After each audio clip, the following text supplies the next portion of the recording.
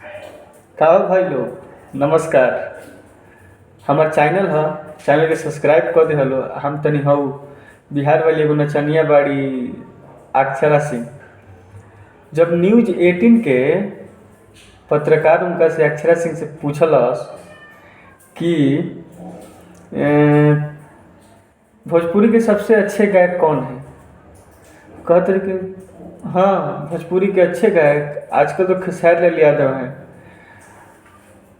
तू कहिया के गायक रहलू है? काल के परसों के पवन सिंह के चरण छू के बढ़िया बढ़िया गायक कहाँ से कहाँ चल गए। आ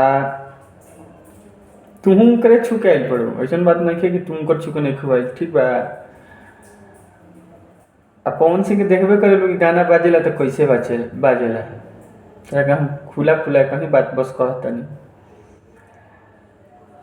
न्यूज़ 18 के पत्रकार के भी मालूम बनू पवन सिंह का गावे ले, कैसन गावे ले, ठीक बा।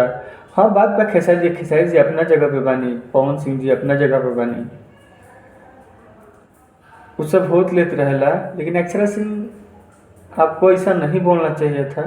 आप ये बहुत गलत बात बोली हैं, ठीक है। इसके लिए आपको माफ़ी तो मांगना बनता ही है। एक बार आप माफ़ी मांग लीजिए, नहीं तो बिहार है, समझते हैं नु।